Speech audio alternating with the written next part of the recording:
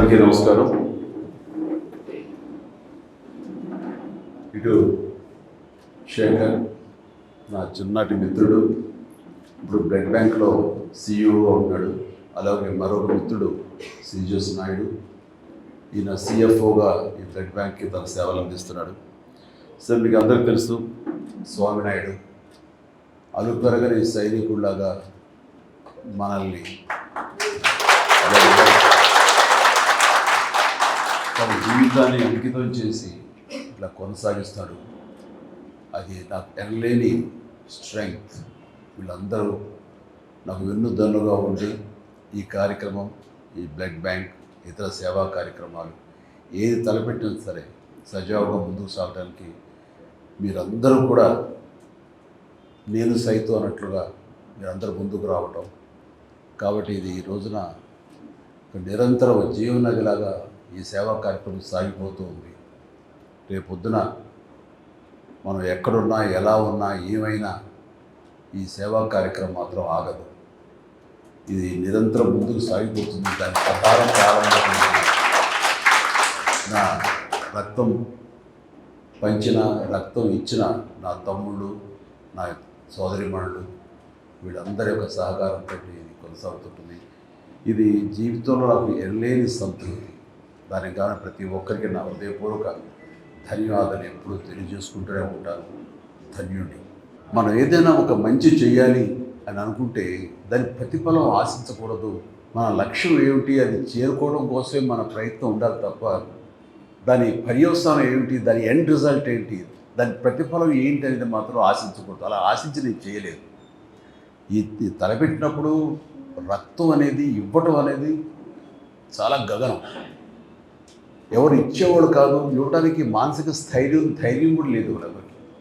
ఇస్తే ఏమైపోతాం, బలహీనపడిపోతామేమో అన్నట్టు ఇవ్వలేని పరిస్థితి.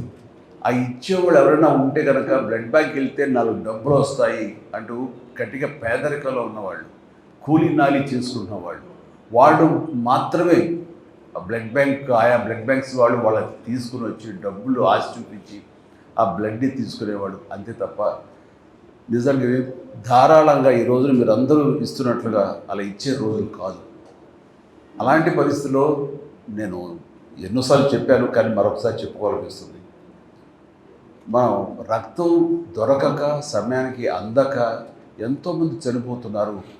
ఒక 2 బాటిల్స్ రక్తం దొరికితే కనుక ప్రాణాలు నిలబడేవి అని అన్ని పేపర్లో వచ్చినప్పుడు నాకు చాలా ఆశ్చర్యం వేసింది. అప్పుడు కూడా నాకు అవగాహన లేదు. నేను కూడా ఈ షూటింగ్ నిమిత్తం అలా ఉండి బిజీగా ఉండే ఆలోచనలో ఎప్పుడు వాటి పక్క దృష్టి సారించలేదు. అది తెలుసుకున్న తర్వాత చాలా నిద్ర పట్టలేదు నాకు. యాక్సిడెంట్స్ అయ్యి కానీ, డెలివరీ సమయంలో అధిక రక్తస్రావం జరిగి కానీ, తలసేమియా వ్యాధిగ్రస్తులు కానీ, లుకేమియా వ్యాధిగ్రస్తులు కానీ ప్లేట్లెట్స్ లేక చనిపోతున్నారంటే నాకు చాలా బాధ అనిపించి, మనకి ఎంతోమంది అభిమానులు ఉన్నారు. వీళ్ళందరూ తలుచుకుంటే కనుక ఇది ఒక దేదీప్యమానంగా ముందుకు సాగిపోతూ ఉంటుంది. రక్తం లేని కొరత కొంతవరకైనా మన రాష్ట్రంలో తగ్గించే అవకాశం ఉంటుంది. అంత పొటెన్షియాలిటీ ఉంది, అంత శక్తివంతులు వీళ్ళు అన్గైడెడ్ మిసైల్స్ లాంటి వాళ్ళు. వీళ్ళని గైడెడ్ అంటే సరైనటువంటి సక్రమంగా మార్గం చూపగలిగితే కనుక వీళ్ళందరూ కూడా అద్భుతమైన సమాజ సేవకులు అవుతారన్న ఆ స్ఫురణకు రావటం. నేను కొంతమంది మిత్రులతోటి వాళ్ళతోటి బ్లడ్ బ్యాంక్ స్థాపించాలి అంటాం. స్వామినాయుడు, నువ్వు పూర్తిగా దీనికి అంకితమై ఉండాలి అంటే తనతో ఉన్నటువంటి మిగతా అభిమానులకు ఉన్నటువంటి సత్సంబంధాల దృష్ట్యా వాళ్ళంతా నేను అనుకున్నాను, ఎంత నేను మోటివేట్ చేసినా, ఎంత వీడియోల ద్వారా, షార్ట్ ఫిల్మ్స్ ద్వారా, నా క్యాసెట్స్ ద్వారా, ఆడియో మెసేజ్ల ద్వారా ఎంత ఇచ్చినా సరే వస్తారంటారా? ఎందుకంటే ఎవరి ప్రాణం వాళ్ళకి భయం. రక్తం ఇస్తే మనం బలహీనం అయిపోతామేమో, రక్తం ఇస్తే కనుక మనకి రక్తలేమి వ్యాధి వస్తుందేమో అంటూ అలాంటి అపోహలు ఉండే రోజుల్లో కొంతమంది అయితే కనుక మరీ రక్తం ఇస్తే కనుక అది వచ్చే జన్మలో మళ్ళీ మనకి ఏదో ఇంకోలా పుడతాం, ఏదో ఇలా చించి కావాలని చెప్పేవాడు. అండ్ ఆ సమయంలో వాళ్ళకి ఆశ చూపించాను. నన్ను కలవాలనుకున్న వాళ్ళు, నన్ను మీట్ అవ్వాలనుకున్న వాళ్ళు, నాతో ఫోటో దిగాలనుకునే వాళ్ళు ఎవరైనా ఉంటే ముందు రక్తం ఇచ్చారంటే అప్పుడు ఇస్తానని. దానికి కొంత ఉత్సాహమైన కుర్రవాడు ధైర్యం చేసి వచ్చాడు. వచ్చిన తర్వాత వాడు ఇచ్చిన తర్వాత రక్తం అనేది అది పెద్ద ఇబ్బంది కాదు అని వాళ్ళకి అర్థమైంది. సో వాళ్ళు ఎంకరేజ్ చేయడం కోసం ఇచ్చారు. వాళ్ళ సరదా తీరిపోయింది. మళ్ళీ నెక్స్ట్ ఇస్తారంటారా వాళ్ళు వచ్చి? ఎవరేమో. ఇట్లా ఎంతమంది 1 or 2 years తర్వాత నా ఫ్యాన్స్ అందరు తలా ఒకసారి బ్లడ్ ఇచ్చిన వాళ్ళు అవుతారు, ఒక ఫోటో దిగేసిన వాళ్ళు అవుతారు, వాళ్ళు సంతృప్తి చెందుతారు. ఆ తర్వాత ఇది కొనసాగాలంటే ఎంత కష్టం కదా అనే డౌట్ ఉండేది నాకు. కానీ నా డౌట్ని పటాపంచలు చేస్తూ ఒకసారి ఇచ్చిన వాళ్ళు ఈ రోజుగా మీలో ఉన్నారు. అట్లాగా 25 సార్లు, 30 సార్లు, 100 సార్లు, 150 సార్లు ఇవ్వడం జరుగుతుంది అంటే కనుక మీరందరూ ఆ సేవా కార్యక్రమంలో ఉన్నటువంటి ఆ మాధుర్యాన్ని, ఆ సంతృప్తి అది అందరూ అనుభవిస్తున్నారు కాబట్టి ముందుకు వచ్చి ఇంకా ఇది ఇలా కొనసాగుతుంది. అదే దృష్ట్యా నేను కూడా ఈ సేవా కార్యక్రమాలు చేస్తూ ఉన్నాను, ఇంకా కొనసాగిస్తున్నాను. నా తర్వాత చరణ్ అదే విధంగా తను కొనసాగించాలనుకుంటున్నారంటే కనుక అందులో ఉండేటటువంటి సంతృప్తి అంతా ఇంత కాదు. ఏదైనా సరే నేను ప్రతిఫలం ఆశించకూడదు, తిరిగి ఇలా బౌన్స్ బ్యాకే వస్తుంది, మనం మంచి చేస్తే మంచి వస్తుంది, చెడు చేస్తే చెడు వస్తుందని ప్రగాఢంగా నమ్మేవాడిని. కానీ అది ఆశించి కాదు, మన ధర్మంగా నేను నెరవేర్చుకుంటూ వెళ్ళిపోతుంది. సమాజం నాకు ఇంత ఇచ్చినప్పుడు ఈ సమాజం రుణం ఏమి ఇచ్చి తీర్చుకోవాలని ఉత్తమ మాటలు అంటాం కాదు, ఇలా ఇచ్చి తీర్చుకోవాలనేది నేను ప్రాక్టికల్గా చేస్తాను. ఇందాక అమర్నాథ్ రెడ్డి అన్నట్లుగా ఏదైనా సరే చేసి ఆ తర్వాత చెయ్యండి అని చెప్పడం అనేది కరెక్ట్. ఎందుకంటే మనం ఎవరైనా వైపు ఇలా చూపించినప్పుడు 3 ఏళ్ళు మన వైపు చూపిస్తుంటాయి. కాబట్టి నువ్వేం చేసావు సమాధానం చెప్పిన దానికి సమాధానంగా నేను ప్రారంభించి ఆ తర్వాత చెయ్యండి అంటారు. నాకు ఒక గట్ ఫీలింగ్ ఉంటుంది, నాకు ఒక ధైర్యం ఉంటుంది. సో అలాగే నేను చేయటంలో కృతకృత్యుని అయ్యాను ఈ రోజున. కానీ ఈ చేసే దాంట్లో మంచి తిరిగి ఎలాగ వస్తుంది, ఒక రక్షణ కవచంలాగా మనం ఎలా కాపాడుతుంది అనేది నేను చాలా ప్రాక్టికల్గా చదివి చూసాను. ఇలాంటి చాలామంది ఉంటారు. చాలామంది వాళ్ళ స్పందన ప్రతిస్పందన నాకు దాకా చెప్పే అవకాశం ఉండకపోవచ్చు, నేను కూడా చేయలేకపోవచ్చు. కానీ ఈ మధ్య సంవత్సరాల్లోనే అది అందరికి తెలిసిన విషయం ఏంటో చాలామంది, నేను పిఎం గారి తోటి ఒక అల్లూరి సీతారామరాజు విగ్రహావిష్కరణ సభలో పాల్గొన్నప్పుడు అది చూసి ఒక వ్యక్తి, ఒక రాజకీయ నాయకుడు అండ్ కొన్ని అవాకులు చవాకులు వెళ్ళాడు నా మీద. అప్పుడే రాజకీయాల్లో లేను, రాజకీయాలు వద్దనుకు దూరంగా వచ్చేసిన వాడిని. అయితే నా మీద ఏదో గౌరవంతో నన్ను ఎంకరేజ్ చేయాలనో, లేకపోతే ఆ జిల్లా వాడిని కాబట్టి, పశ్చిమ గోదావరి జిల్లా వాడిని కాబట్టి, అక్కడ ఒక సెలబ్రిటీ కాబట్టి నన్ను అక్కడ ఆ కార్యక్రమంలో నన్ను కూడా అక్కడ పార్టిసిపేట్ చేసేలా అవకాశం ఇద్దామనో ఏదో ఆయన పిలిచారు. సరే వెళ్ళారు. కానీ ఆ సదరు వ్యక్తి నా మీద అవాకులు చవాకులు మాట్లాడు, దానికి అర్థం లేదు, ఏమీ లేదు. నేను ఒకటే, అది నేను కానప్పుడు అది నన్ను అంటదు, నన్ను తాకదు, నేను ఫీల్ అవ్వను. ఆ అన్నవాడి నోరే అది అతని స్వభావం. సో నా స్వభావం ఏంటంటే నేను అలాంటి వాటికి స్పందించను, ఏమి చేయను. కానీ నన్ను ప్రేమించే వాళ్ళు స్పందించకుండా ఉండరు. వాళ్ళ స్పందన ఎలా ఉంటుంది అంటానికి ఈ ఉదాహరణ చెప్పాలనుకుంటున్నాను. అదే వ్యక్తి ముంపు గ్రామాలకి ఈస్ట్ గోదావరికి వెళితే ఒక ప్రౌఢ, ఒక అమ్మాయి బిడ్డ తల్లి, ఒక రైతు, ఒక మోదుబురు రైతు ఫ్యామిలీ లాగా ఉంది, రిచ్ ఫ్యామిలీ. ఆ అమ్మాయి ఆ వ్యక్తిని నానా దుర్భాషలు ఆడుతూ ఏకంగా తిడుతూ ఉంటే తలంచుకుని అలా కాము వెళ్ళిపోతున్నాడు ఆ చిన్న పడవలో. మళ్ళీ తిరిగి వస్తావు కదా, నేను ఎంత చూస్తాను అని మాట్లాడుతుంటే నేను ఎవరో నాకు ఆ క్లిప్పింగ్ ఎక్కడో నాకు తారసపడి నేను చూశాను. మామూలుగా ఫ్యాన్స్ రెచ్చిపోవడం ఇలా ఉంటే కనుక అనవసరం చేస్తున్నారే, లేకపోతే బాగున్నాయి, ఎందుకో సర్లే వాళ్ళ ఆవేశం అలాంటిది అంటూ మళ్ళీ సర్దుకుంటాను. కానీ ఆ అమ్మాయిని చూస్తుంటే, ఆ గృహిణి నాకు చాలా ఆశ్చర్యంగా అనిపించింది. చూస్తుంటే మనలాంటి మాస్ ఫాలోవర్ లేదు, చాలా క్లాస్ లేడీ. నాకు ముచ్చట కలిగి ఎవరు ఆవిడ, ఎందుకు ఒకసారి రమ్మనండి నేను అన్నాను. రావటం కుదరలేదు అనుకుంటా. సారీ, ఆవిడెవరో తెలుసుకుంటాండి అన్నాను. తెలుసుకుంటే వీడియో ఒకటి అమ్మాయిది ఇంటర్వ్యూలా చేస్తే అది నాకు పంపించారు. అది బయటకు కూడా సర్క్యులేట్ కాదు నా పర్సనల్గా. ఆవిడ అన్నమాట ఏంటంటే, ఆయన మాకు ఏదో పెద్ద పెద్ద మాటలు మాట్లాడింది అనుకోండి, ఏదో భాగవంతుడు దేవుడిని ఎవరిని చెప్పదలుచుకోలేదు. ఆయన మాకు చాలా ఆరాధ్యం అండి. అని ఏమో అంత ప్రేమిస్తావా, అంత ఇష్టపడతావా, ఈ సినిమా అంత బాగా చూస్తావా, అంత అభిమానం అంటే నేను అభిమాని కానే కాదు. సినిమాలు అంత సినిమాలు చూస్తాను, అలాగే ఆయనతో చూస్తాను తప్ప అభిమానిగా నేనేం ప్రేమించుకోను. మరి ఏంటమ్మా ఒక మాస్ అభిమానం కంటే అంతగా నువ్వు రెచ్చిపోయావు అక్కడ ఏంటంటే, ఆయన నా బిడ్డకు ప్రాణం పోసాడండి అని చెప్పేసి ఒక 8 సంవత్సరాల బాబుని రమ్మని పిలిచి ఆడు కూర్చోబెట్టి వీడియోనండి. వీడికి డెంగ్యూ వచ్చి రక్తం దొరకక ప్లేట్లెట్స్ తనకి ఇవ్వాల్సిన సమయంలో ఇవ్వలేక తను ఇంకొక 48 అవర్స్ 2 రోజుల్లో కనుక ఇవ్వకపోతే చచ్చిపోతాడు నీరసించిపోయి మంచానికి అతుక్కుపోయాడు. ఇది పరిస్థితి. అక్కడ రాజమండ్రి కానివ్వండి, కాకినాడ కానివ్వండి, ఏ ప్రాంతంలో ఏ ప్రభుత్వ ఆసుపత్రులు కూడా ఎక్కడ చూసారు బ్లడ్ దొరకని పరిస్థితి. చూస్తూ చూస్తూ బిడ్డ చచ్చిపోతున్నాడు. అదే ప్లేట్లెట్స్ ఉంటే కనుక బతుకుతాడు. ఎలాగని మేము అందరూ ఆలోచిస్తుంటే ఎవరో సలహా ఇచ్చారు, బ్లడ్ బ్యాంక్కి ఫోన్ చేయమ్మా హైదరాబాద్కి, వాళ్ళు ఏదో మార్గం చెప్తారు వ్యవస్థ. ఎక్కడ హైదరాబాద్ అయ్యా, ఎక్కడిదయ్యా, ఎవరిస్తారు, ఏంటి, ఎలా రెస్పాండ్ అవుతారు, మాకు అందుబాటులో ఉంటారంటే ప్రయత్నం చేయమ్మా అన్నారు. ఇక్కడ ఫోన్ కాల్ రాగానే మన అద్భుతమైన స్టాఫ్, బాధ్యత గల మన స్టాఫ్ వెంటనే ఫోన్ అందుకుని సో స్వామినాయుడికి తెలియజేస్తే స్వామినాయుడు వెంటనే అక్కడ ఉన్నటువంటి మరి కొంతమంది ఫ్యాన్స్, మన ఫ్యాన్స్ ఎక్కడున్నా సరే వాళ్ళందరూ బ్లడ్ ఇక్కడ దాకా వచ్చి ఒక అవసరం లేదు, వాళ్ళందరూ గ్రూపులుగా ఏర్పడతారు. ఎవరికి ఏ గ్రూప్ బ్లడ్ కావాల్సి వస్తే వాళ్ళందరూ ముందుకు వచ్చి వాళ్ళు లైవ్లో బ్లీడింగ్ ఇవ్వడం జరుగుతూ ఉంటుంది. అట్లాగా రేర్ బ్లడ్ అయినా సరే ఆ కుర్రవాడిది 5-6 మంది కుర్రవాళ్ళు ముందుకు వచ్చి ఆయా హాస్పిటల్కి వెళ్ళి వాళ్ళు ఇవ్వడం జరిగింది. జరిగిన తర్వాత ఆ బిడ్డ బతికాడు, ప్లేట్లెట్స్ ఎక్కించడం బాగుంది. చెప్పండి ఇప్పుడు నా బిడ్డ చేతితో చూస్తుండగా చనిపోయి బిడ్డని మరి బతికి బట్టగట్టాడు, ఇదిగో ఇలా తిరుగుతున్నాడంటే మరి ఆయన నాకు దేవుడుగా ఏమవుతాడు అన్నారు. ఆ మాట మరి ఎందుకు అంతే మరి ఏమిటి అలాంటి ఆయన అంటాడా మన మాటలు, వాడి బుద్ధి జ్ఞానం ఉందా అంటూ ఆవిడేమో తిట్టేసింది, అయిపోయింది. అంటే మనం చేసిన పుణ్యం ఎక్కడికి పోదు, తిరిగి అది మనకి వెనకాల మనకి వస్తుంది. అందుకనే మీ అందరికి కూడా ఇలాంటి మంచి కార్యక్రమాలు మీరు చేయటం మూలంగా అది మీకు ఆశీస్సులు అయ్యి మీ బిడ్డల్ని, మీ తల్లిదండ్రులు, మీ ఇంటిని మీకు ఒక రక్షణగా ఉంటుంది.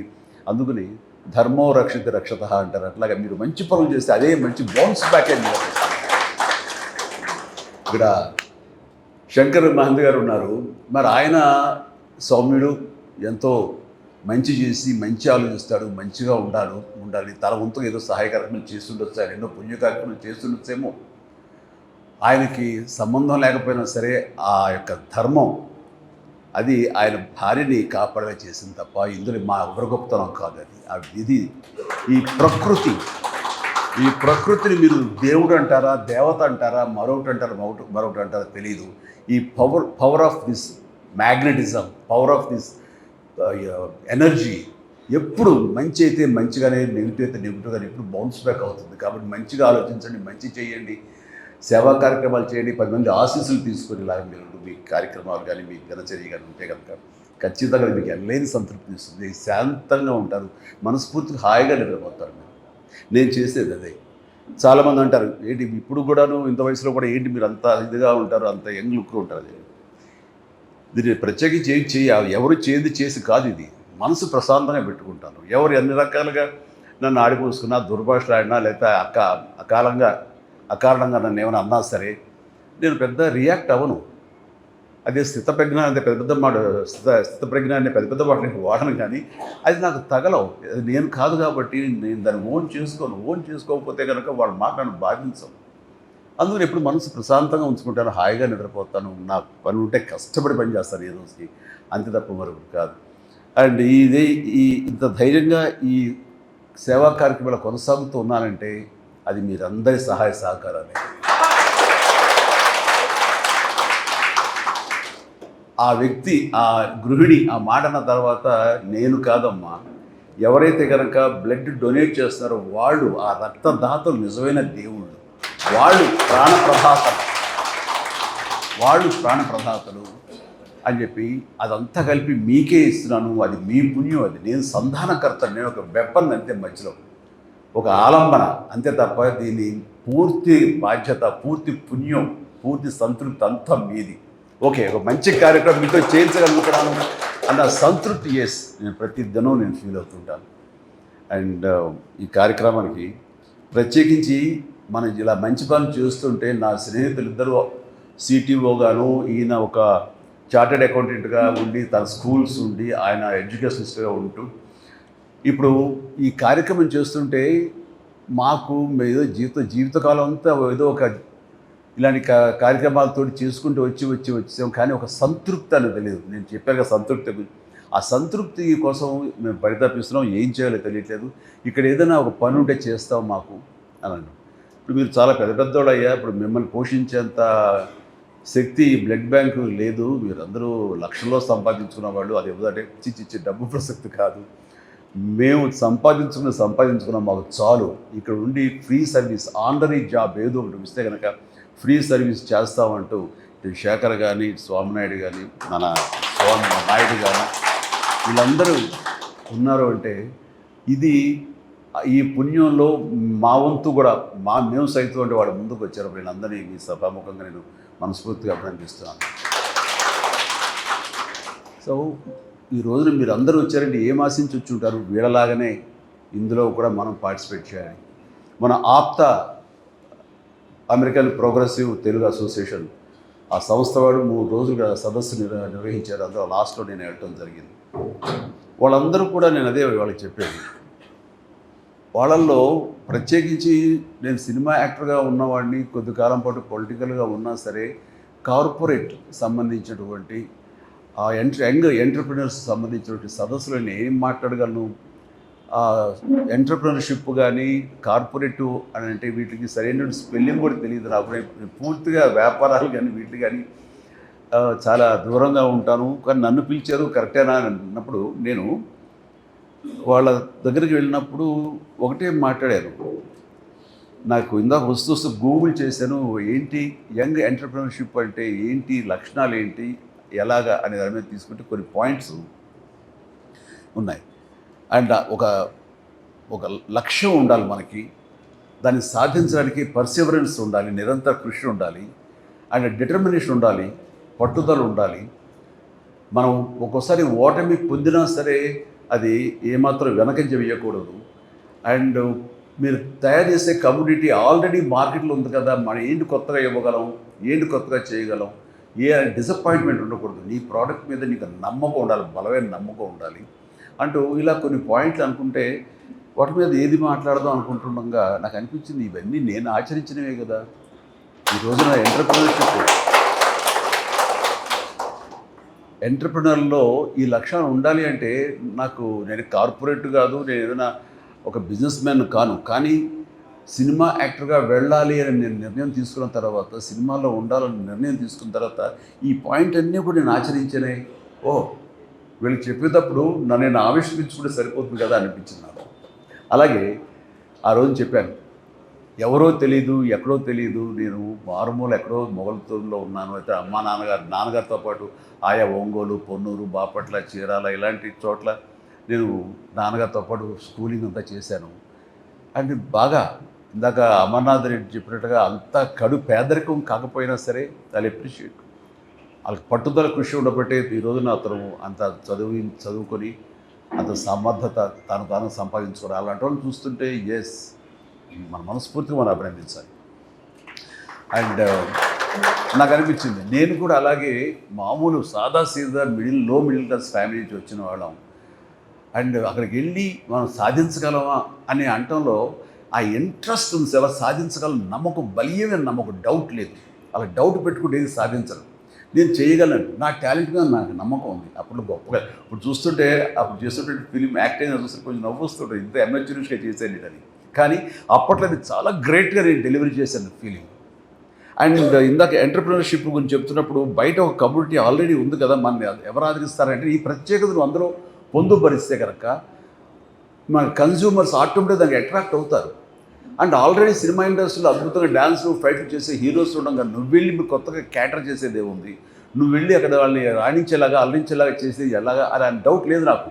ఖచ్చితంగా పూర్వకాలంలో కొన్ని సినిమాల్లో సాంగ్స్ మినీ ఇంటర్వెల్స్ లాగా బయటికి వెళ్ళిపోయేవాడు దానికో. అండ్ అలాంటిది నేను వాళ్ళని వెళ్ళనివ్వకూడదు, అరెస్ట్ చేయాలి, వాళ్ళని నిలువరించాలి, కూర్చోబెట్టాలి, అది నా ప్రత్యేకత అనుకున్నాను. ఆ రకంగా నేను డ్యాన్సులు ఫైట్లు ఎప్పట్లాగే గతంలాగే ఉన్నా సరే నా ప్రత్యేకత చూపించుకున్నాను. వాళ్ళు రిపీట్ అనేలా. ఇప్పుడు డిజిటల్గా ఇదైన తర్వాత ఇప్పుడు కుదరదు, కానీ ఇదివరకు రీల్స్ చేసి ప్రొజెక్ట్ దగ్గర మళ్ళీ రిమైండ్ చేసి మళ్ళీ ఎంచుకునేవాడు. ఆ రకంగా రిపీట్ చేయించుకోగలిగానంటే నా ప్రత్యేకత నేను చూపించగలిగాను. ఆ ప్రత్యేకత నాకు ఎంతటి పొజిషన్ తీసుకొచ్చిందంటే, ఎవరినో పెట్టి సినిమా చేద్దాం అనుకుంటే ఆ డిస్ట్రిబ్యూషన్ వాళ్ళు, ఆ డిస్ట్రిబ్యూటర్స్ వాళ్ళు ఇప్పుడు ఇప్పటిలాగా ఈ కొనుగోలు లేదు, బయర్స్ సిస్టమ్ లేదు, డిస్ట్రిబ్యూషన్. వాళ్ళు డబ్బులు ఇస్తేనే ప్రొడ్యూస్ సినిమాలు తీసేవాళ్ళు. అందుకని వాళ్ళ కనుసన్నల్లో ఉండాలి, వాళ్ళ దయాభిక్ష మీద ఉండాలి. అలాంటి పరిస్థితుల్లో వాళ్ళు వచ్చిన తర్వాత ఇతనితోడైతే కనుక మేము ఇంత డబ్బులు ఇస్తాము, మిగతా ఎవరితోడైతే మాత్రం అంత బడ్జెట్ ఇవ్వలేము అని వాళ్ళు చెప్పినప్పుడు ఏంటి ఇంత ప్రత్యేకత అంటే, ఆడియన్స్ని రిపీట్గా వచ్చేలా చేస్తున్నాడు. అయ్యా ఇతనైతేనే మా డబ్బులు గ్యారెంటీ, మినిమం గ్యారెంటీ ఉంటుంది, ఇతను పెట్టండి. సో ఈ సినీ పరిశ్రమ ముందుగా నన్ను ఆదరించింది కాదు, ప్రేక్షకులు ఆదరించారు, అభిమానులు నన్ను భుజాల మీద ఎత్తుకున్నారు. వాళ్ళు చేసింది చూసిన తర్వాత వీళ్ళ డిస్ట్రిబ్యూషన్ వాళ్ళు ఇక్కడ వాళ్ళ ఇన్ఫ్లుయెన్స్ తోటి ఇక్కడ నా స్థానం సుస్థిరమయ్యేలాగా ఉంది. ఆ తర్వాత ఈ కళాం తల్లి నన్ను అప్పులు చేర్చుకుంది. కాబట్టి నేను ఎప్పుడు కూడాను మీ అభిమానులకి కృతజ్ఞునై ఉంటాను. ఆ కృతజ్ఞతా భావంతోనే ఉంటాను. అండ్ అంత నమ్మకం మీ మీద ఉంది కాబట్టే ఈరోజు కూడా ఇంత బ్లడ్ డొనేషన్ అనేది, రక్తదానం అనేది సజావుగా సాగిపోతుందంటే కనుక అదంతా మీ సంకల్ప బలం. అండ్ నాకు ఈరోజు చాలా సంతోషంగా ఉంది. ఇలాంటి ఫ్రీక్వెంట్గా మనం కలుసుకుంటున్నాం. ఇంకా ఎంతోమంది ఇచ్చిన వాళ్ళు ఉన్నారు, వాళ్ళందరినీ ఇక్కడ అకామిడేట్ చేయలేక ఇవాళ కుదరలేదు, కానీ వాళ్ళందరినీ. అండ్ స్వామినాయుడు ఇలా ఫ్రీక్వెంట్గా అప్పుడప్పుడు చేస్తూనే ఉండు, నా అవైలబిలిటీని చూసుకుని. ఇంకొకసారి సమయాలు ఉంటే కనుక మన చరణ్ కూడా వస్తుంటాడు, చేస్తుంటాడు. So thank you.